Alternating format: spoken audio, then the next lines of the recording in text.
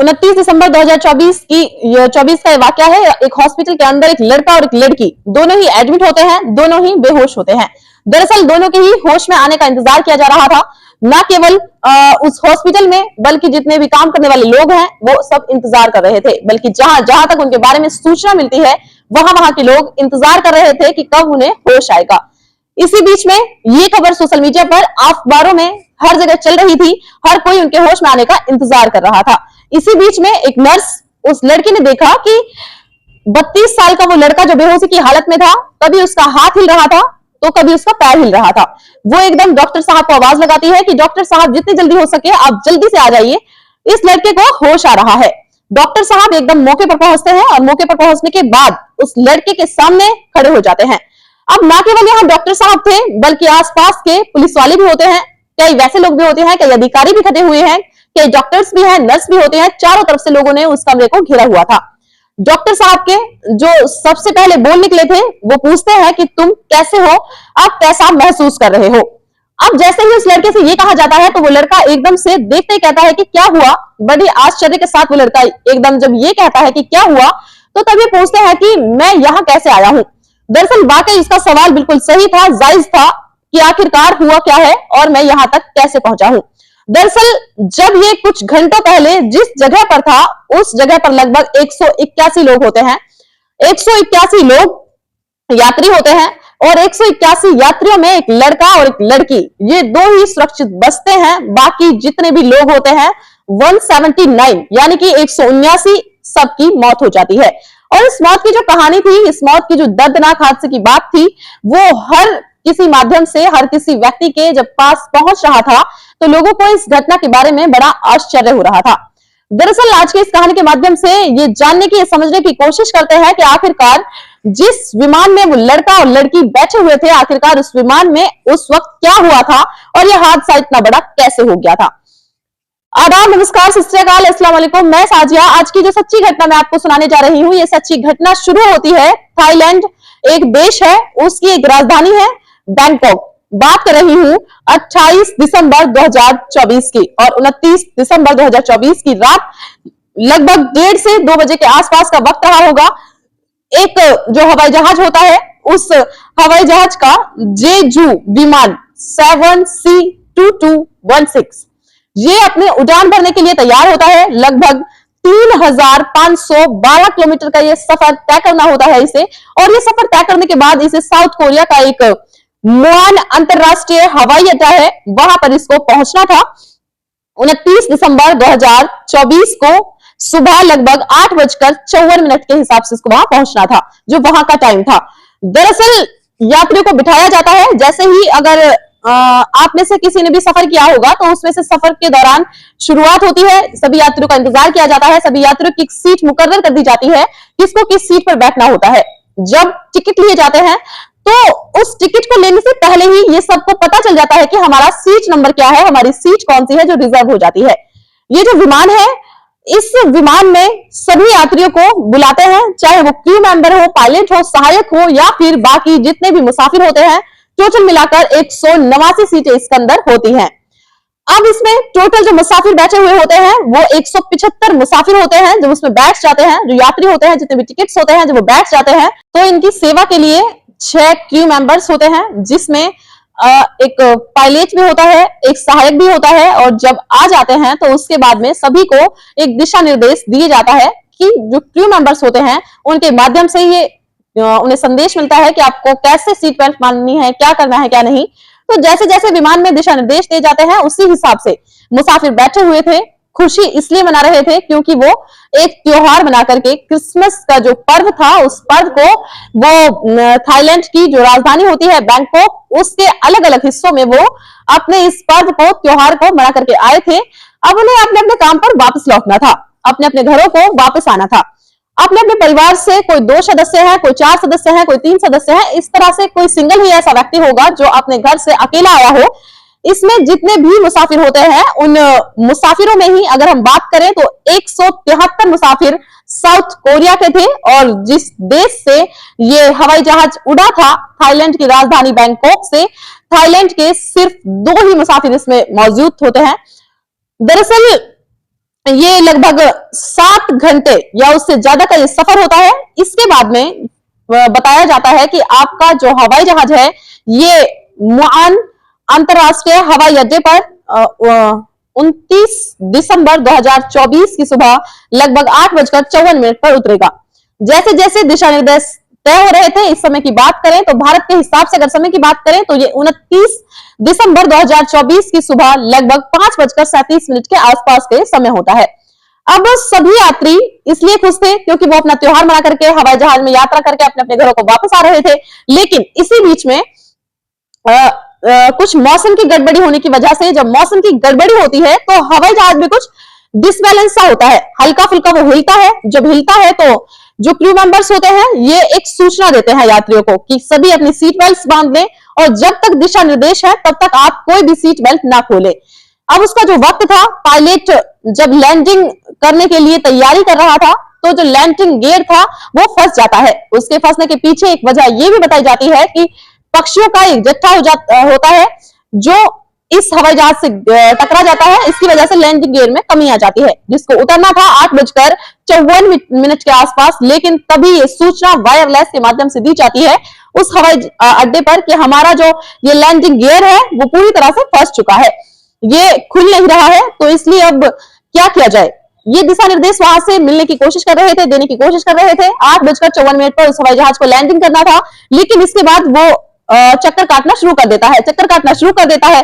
यहाँ के लोग करें तो क्या करें, तभी अगर पहिए ही नहीं निकलेंगे हवाई जहाज के, फिर वो जैसे आप किसी पक्षी को उड़ते हुए देख रहे हैं तो पक्षी जब उड़ेगा तो वो अपने जो पैर होते हैं, उन पंजे होते हैं, उनको पीछे की साइड में कर लेता है। ठीक वैसे ही हवाई जहाज की स्थिति होती है। हवाई जहाज के अंदर भी जो पहिए होते हैं वो पहिए अंदर जाकर के छुप जाते हैं और जब उन्हें उतरना होता है तो हवाई जहाज को जब उतरना होता है तो वो पहिए बाहर निकल आते हैं। लेकिन जब उसे लैंडिंग गियर बाहर नहीं निकल पा रहे थे वो पहिए, ऐसे में वो पायलट थोड़ा परेशान हो जाता है। पायलट हर संभव कोशिश करता है कि किसी भी तरकीब से ये लैंडिंग गियर जो है ये खुल जाए, पहिए बाहर निकल जाए और उसके बाद जो फिर अपना ये काम करे। लगभग 6 मिनट तक या फिर उससे थोड़ा बहुत ज्यादा जब ये हवाई जहाज होता है, ये पूरा आसमान में जो वो आसमान में लगातार घूम रहा था। अब ऐसी स्थिति में जो हवाई अड्डा होता है मुआन, वहां पर हड़कंप मच जाता है। लगभग 1500 से ज्यादा के कर्मचारी होते हैं वो वहां पर तैनात हो जाते हैं। कई हेलीकॉप्टर्स होते हैं वो तैयार हो जाते हैं, कई अग्निशमन यंत्र जो होते हैं, फायर एक्सटिंग्विशर्स होते हैं वो भी तैयार हो जाते हैं, एम्बुलेंस भी वहां रेडी कर ली जाते हैं, पुलिस वाले भी वहां पर तैनात हो जाते हैं और सैनिक भी वहां पर मौके पर पहुंच जाते हैं। वो 5-6 मिनट का जो समय था, सबके सब वहां तैयारी पर बैठे हुए थे कि आखिरकार कुछ भी हो सकता है, ये जो एक बड़ी घटना हो सकती है, इस तरह का अनुमान लगाया जा रहा था। अभी पायलट के मन में एक बात आती है, वो अपने अधिकारियों से बातचीत करते हैं कि क्यों ना बैली लैंडिंग करा दिया जाए, यानी कि अगर पहियों पर नहीं उतरता है तो इसके लिए बैली लैंडिंग होती है। और बैली लैंडिंग का मतलब ये होता है कि जो हवाई जहाज रनवे पर चलेगा, उतरेगा, वो पहियों के बिना ही ऐसे जमीन पर जैसे खिसकते हुए रगड़ते हुए वो उतर जाएगा। ये लगभग 2800 मीटर का रनवे होता है। जब उस रनवे पर उतारा जा रहा था तो लगभग 1400 मीटर का जो रनवे था वो पीछे छूट जाता है। बाकी का जो बचता है 1400 मीटर के आसपास बचता है। इसकी जो रफ्तार होती है, रफ्तार थोड़ी ज्यादा तेज थी और 1400 मीटर एक हवाई जहाज के लिए बहुत कम जगह थी। कह सकते हैं कि छोटा सा एरिया होता है, जब तक ब्रेक नहीं लगेंगे तब तक वो हवाई जहाज रुकने वाला नहीं होता। बस गिनती के 1 2 3 4 5 इतना सेकंड हुए थे जितना 5 सेकंड का वक्त लगता है।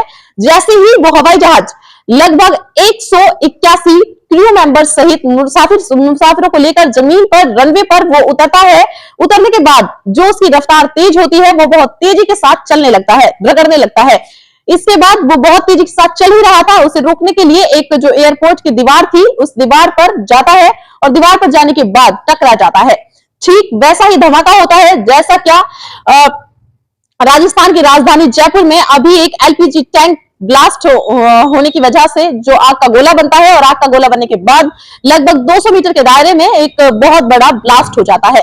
ठीक वैसे ही था, यहाँ पर भी एक ब्लास्ट होता है और ब्लास्ट की जो पावर थी, ताकत थी, वो बहुत तेज थी, बहुत ज्यादा थी। एकदम से आग लगना शुरू हो जाती है और जैसे ही आग का गोला आसमान की तरफ उठता है, हालांकि पहले से ही वहां पर अधिकारी जो एयरपोर्ट के कर्मचारी होते हैं सभी लगभग वहां 1570 कर्मचारी जो होते हैं वो तैयार होते हैं। एक किसी भी परिस्थिति से वो निपटने के लिए रेडी होते हैं, जिसमें लगभग 490 अग्निशमन कर्मी होते हैं, 455 पुलिस वाले और सैनिक होते हैं, साथ ही 32 दमकल की गाड़ियां होती हैं, फायर एक्सटिंग्विशर्स होते हैं, कई हेलीकॉप्टर्स थे जो तैयारी पर थे कि कोई भी अगर घायल हुआ किसी भी स्थिति में होगा उससे निपटने के लिए तैयार हो रहेंगे। साथ ही एम्बुलेंस भी वहां पर तैयार कर दिए जाते हैं। फिर भी आग बुझाने में जितनी मशीनरी थी, जितनी भी वहां पर अधिकारी थे, सैनिक थे या फिर अग्निशमन यंत्र थे, वो कितने भी कर्मचारी थे, लगभग 49 मिनट का समय लग जाता है। 49 मिनट के इस समय में जो यह हादसा होता है, तो हादसा इतना ज्यादा भयानक होता है कि जैसे जैसे 181 लोगों की संख्या कि जो कुछ लोग जल रहे थे उनकी आग बुझाई जाती है, उनको बाहर निकाला जा रहा था और कुछ हाथों हाथ भी मर रहे थे। संख्या लगातार मरने वालों की बढ़ती जा रही थी और जब गिनती होने लगती है तो गिनती होते होते 179 यानी कि 179 जो मुसाफिर होते हैं थाईलैंड के वो सब मारे जाते हैं। तभी जो जत्था है, जो बचाव दल है, ये बचाव दल उस हवाई जहाज को पिछले हिस्से में जो हवाई जहाज की जो पूंछ भी जिसे बोलते हैं उस हिस्से में जाते हैं। तो एक लड़का और एक लड़की, एक लड़के का नाम होता है लुहू और लड़की का नाम होता है कुओन। ये दोनों पीछे हवाई जहाज की जो पुच्छी होती है उसमें पैचे पाते हैं, ये बेहोशी की हालत में होते हैं। इन्हें गंभीर चोटें नहीं आई थी क्योंकि बिल्कुल पीछे थे, बिल्कुल इस तरह से बैठे हुए थे, थोड़े सेफली ये बच जाते हैं। हवाई जहाज जो होता है उसने अपने आगोश में कुछ ऐसा समाया कि इनको बिल्कुल भी शायद इतनी ज्यादा बड़ी कोई गंभीर चोट नहीं लगी थी। बाकी जितने भी लोग थे वो गंभीर रूप से घायल हो जाते हैं, कुछ मारे जाते हैं, उपचार के दौरान किसी की मौत हो जाती है। अब अगर हम बात करें इस हवाई जहाज के अंदर कम से कम जो उम्र का एक लड़का होता है जिसकी उम्र लगभग 3 साल के आसपास होती है। यदि हम सबसे ज्यादा उम्र की बात करें तो सबसे ज्यादा उम्र का मुसाफिर होता है जिसकी उम्र लगभग 78 साल के आसपास होती है। अब 179 मुसाफिरों की मौत होना ये पूरी दुनिया के लिए एक बहुत बड़ी बात हो जाती है। ये बताया जाता है कि साउथ कोरिया का ये सबसे बड़ा विमान हादसा हुआ था, इससे पहले शायद ही इतना बड़ा विमान हादसा नहीं हुआ था। जब पायलट के बारे में बातचीत चलने लगते हैं तो पता चलता है कि पायलट 2019 से उसको लगभग 6800 घंटे का उसको अनुभव था। इससे पहले उससे कोई ऐसी हादसा नहीं हुआ था, कोई वारदात नहीं हुई थी, कोई घटना नहीं हुई थी। इससे पीछे की ठोस वजह कोई सामने नहीं आती कि विमान के हादसे की आखिरकार वजह क्या रही होगी। लेकिन जांच पड़ताल जांच करने वाले अधिकारियों का ये कहना है कि पक्षों के टकराने से जो इंजन में खराबी आ गई थी और जिसकी वजह से लैंडिंग गियर था वो काम करना उसने बंद कर दिया था, वो फंस गया था। यानी कि पायलट ने समझदारी से काम लेने की खूब कोशिश की। उसने सोचा कि बाकी सब लोग भी बच जाए, खुद भी बच जाए, लेकिन उसकी जो होशियारी थी वो काम नहीं आती और जो हादसा होता है उस हादसे की गूंज पूरे दुनिया में फैल जाती है। जो इस कंपनी यानी कि जेजू एयर के जो सीईओ होते हैं किंग ई बेल, वो प्रेस कॉन्फ्रेंस करते हैं और प्रेस कॉन्फ्रेंस करने के बाद पूरी दुनिया के सामने इस पूरी घटनाक्रम की जिम्मेदारी लेते हैं। कहते हैं कि इस घटना के बारे में कि ये जो घटना हुई है इसे हम अपने जिम्मे में लेते हैं और उन सभी लोगों से जो भी इसमें लोग मारे गए हैं उन सब के परिवार के लोग हो या फिर उनके रिश्तेदार हो और जो भी ये प्रत्यक्ष अप्रत्यक्ष रूप से उनसे जुड़े हैं या जो लोग भी हमारे इस जेजू एयर में जितने भी यात्री कर रहे थे उन सभी से वो माफी मांगना चाहते हैं। जब वो झुककर सबके सामने खड़े होते हैं तो उनकी आंखों में आंसू थे और उनकी आंसुओं की जो दर्द था, जो उनके आंसुओं में तकलीफ थी, भावनाएं थी, वो पूरी दुनिया महसूस कर रही थी। और जब ये बात अखबार, टेलीविजन, सोशल मीडिया के माध्यम से, न्यूज चैनल के माध्यम से इस दुनिया के सामने ये न्यूज पहुंचती है तो वाकई जिसने भी सुनी सभी को तकलीफ हो रही थी, सब सोचने पर मजबूर हो जाते हैं। आखिरकार जो कार्यवाहक के राष्ट्रपति होते हैं वो 7 दिन का राष्ट्रीय शोक घोषित कर देते हैं 7 जनवरी 2024 तक, यानी कि साउथ कोरिया में ये राष्ट्रीय शोक घोषित कर दिया गया है। साथ ही जो एक लड़का और एक लड़की होते हैं यानी कि ये जो 2 बच्चे बचे हुए होते हैं वो उस हवाई जहाज के क्रू मेंबर्स होते हैं। क्रू मेंबर्स वो होते हैं जो हवाई जहाज के अंदर जैसे कोई भी मुसाफिर जाता है तो उसको बैठने की जगह बताते हैं कि आपको कहां बैठना है, आपको कहां सामान रखना है। यदि किसी को पानी की जरूरत होती है या किसी को किसी भी चीज की जरूरत होती है तो वो क्रू मेंबर्स को कॉल करता है और कॉल क्या एक बटन होता है और उस बटन को दबाया जाता है। जैसे ही बटन दबता है तो ये जानकारी उस क्रू मेंबर तक पहुंच जाती है। उसके बाद क्रू मेंबर के पास उनके पास पहुंचता है और आकर उनके किसी मुसाफिर से जानकारी लेता है कि मैं आपकी क्या मदद कर सकता हूं। यदि उसको पानी चाहिए होता है, खाना चाहिए होता है, किसी और चीज की जरूरत होती है तो वो सब काम क्रू मेंबर्स करते हैं। क्रू मेंबर्स इस सबके लिए रेडी होते हैं। जो इस हादसे में, विमान हादसे में जो बचने वाले होते हैं, वो दोनों ही क्रू मेंबर्स थे। और क्रू मेंबर्स जो सदस्य होते हैं, या तो विमान के बिल्कुल सबसे पीछे वाले हिस्से में बैठे हुए होते हैं, या फिर बिल्कुल बीच वाले हिस्से में बैठे हुए थे, कि उनको जिम्मेदारी दी जाती है, जिसको जहां रहना होता है वहां वो रहता है। और इन दोनों क्रू मेंबर्स की जिम्मेदारी थी, इन्हें जो आधे से ज्यादा का हिस्सा था पीछे वाला, उसमें उनको जिम्मेदारी दी गई थी। और बाकी की जो जिम्मेदारी थी वो आगे जो क्रू मेंबर्स बैठे हुए थे उनकी जिम्मेदारी होती है। दोस्तों, इस पूरे घटनाक्रम को सुनाने का उद्देश्य किसी को परेशान करना नहीं है, किसी का दिल दुखाना नहीं है, बल्कि आपको जागरूक करना है, आपको सचेत करना है, आपको बताना है। और जाते जाते मैं आप सभी का शुक्रिया अदा करूंगी जो मुझे सपोर्ट कर रहे हैं। तो प्लीज हमारे चैनल को सब्सक्राइब कीजिए, मेरी वीडियोस को लाइक